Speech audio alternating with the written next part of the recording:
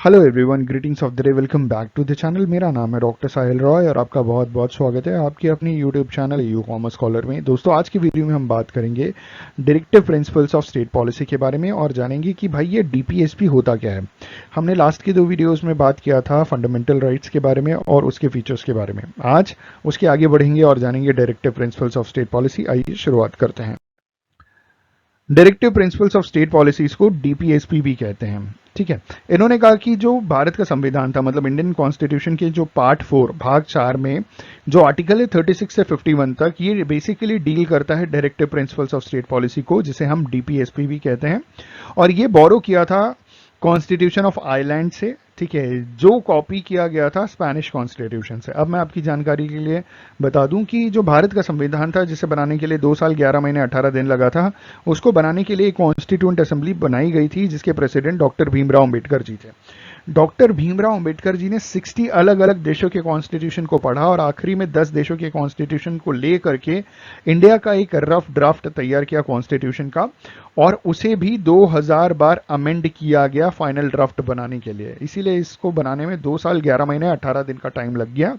और जो original constitution, जो भारत का संविधान लिखा गया था, वो हैंड रिटन था और आज भी उसके जो पेजेस हैं उसे पार्लियामेंट में संभाल करके रखे गए हैं, मसाला वसाला लगा करके। ठीक है। यहाँ पे इन्होंने पहला पॉइंट ये बोला गया है कि जो न्यू डीपीएसपी है आर्टिकल 38 में, ये अमेंडमेंट आया था 44th अमेंडमेंट एक्ट 1978 में, इसे ऐड किया गया था आर्टिकल 38 को, और जिसमें ये कहा गया था कि जो स्टेट है उसे ये मिनिमाइज करना है inequalities of income, inequalities in status, facilities and opportunities. ठीक है, ये जो इनइक्वालिटीज आती है ना सोसाइटी में रहने वाले लोगों के बीच में, चाहे उनकी इनकम हो, स्टेटस हो, फैसिलिटीज हो, अपॉर्चुनिटीज हो, इसे कम करने की जरूरत है। ठीक है। अगला सेकंड पॉइंट कह रहे हैं कि जो 86th अमेंडमेंट एक्ट 2002 में आया था, उसने सब्जेक्ट मैटर को थोड़ा चेंज किया था ऑफ आर्टिकल 45, और उन्होंने एलिमेंट्री एजुकेशन को मैंडेटरी फंडामेंटल राइट कर दिया था और उसे आर्टिकल 21A का नाम दिया। जो amendment directive requires the state to provide early childhood care and education for all children until they complete the age of 14 years.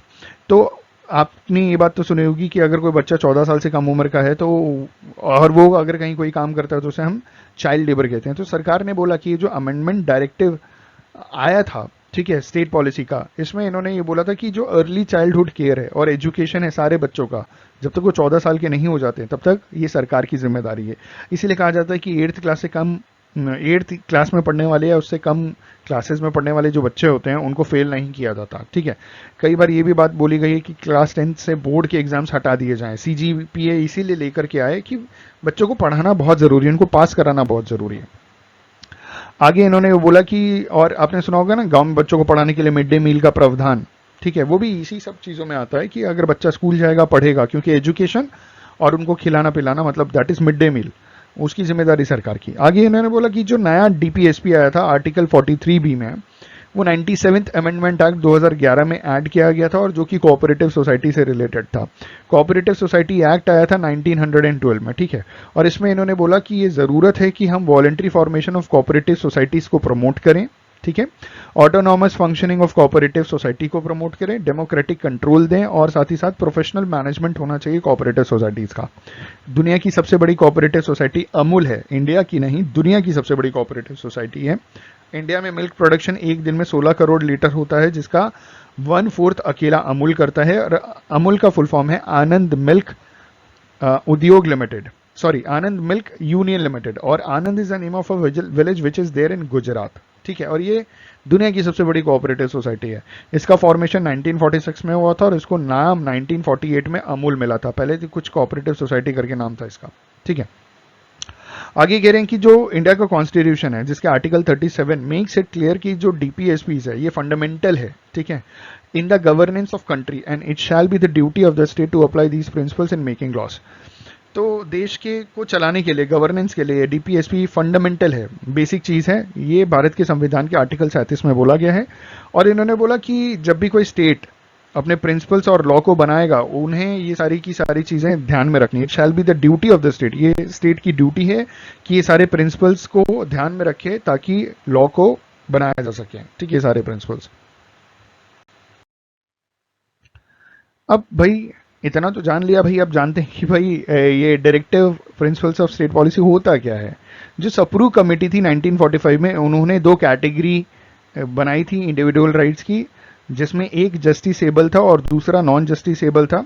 जो जस्टिसेबल राइट्स था उसे हम फंडामेंटल राइट्स कहते हैं, और जो नॉन जस्टिसेबल राइट्स है उसे directive principles of state policy consider किया जाता है, जिसे हम डीपीएसपी भी कहते हैं। और डीपीएसपी जो है, they are ideal which are meant to be kept in mind by the state when it formulates policies and enact laws.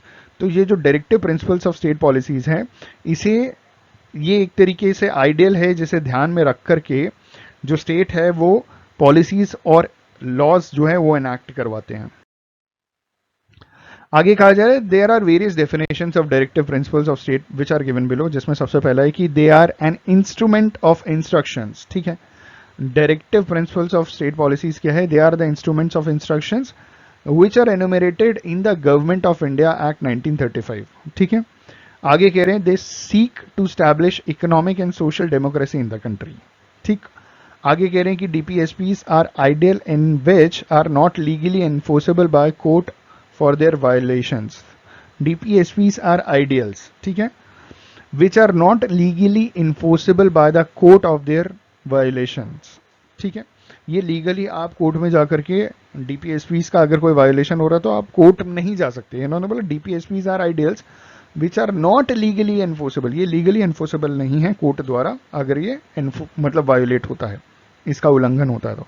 आगे इन्होंने बोला कि जो directive principles of state policy है उसके क्लासिफिकेशंस हैं। जो इंडिया का constitution has not originally classified DPSPs but on the basis of their content and direction they are usually classified तीन तरीके से। तो भारत के संविधान ने तो डीपीएसपी को क्लासिफाई नहीं किया है, लेकिन उनके कंटेंट और डायरेक्शन के हिसाब से तीन पार्ट में क्लासिफाइड है। पहला सोशलिस्टिक प्रिंसिपल्स, दूसरा गांधीयन प्रिंसिपल्स और तीसरा है लिबरल इंटेलेक्चुअल प्रिंसिपल्स। ठीक है, अगर आपको इसके आगे इन तीनों प्रिंसिपल्स के ऊपर डिटेल वीडियो चाहिए तो प्लीज़ कमेंट करके बताइएगा, लेकिन आपके सिलेबस में लगभग सिर्फ इतनी सी चीज़ें हैं, इसलिए हमने यहीं तक कवर किया है। अगले वीडियो में हम जानेंगे कि भाई फंडामेंटल राइट्स और directive principles of state policies में डिफरेंस क्या है। स्टे ट्यून्ड, चैनल पर नए हैं तो प्लीज़ सब्सक्राइब कर लीजिए और बेल आइकन दबा दीजिए ताकि लेटेस्ट अपलोडेड वीडियो की नोटिफिकेशन आप मिस ना कर सकें। On this note, thank you so much for watching this video. Have a good day.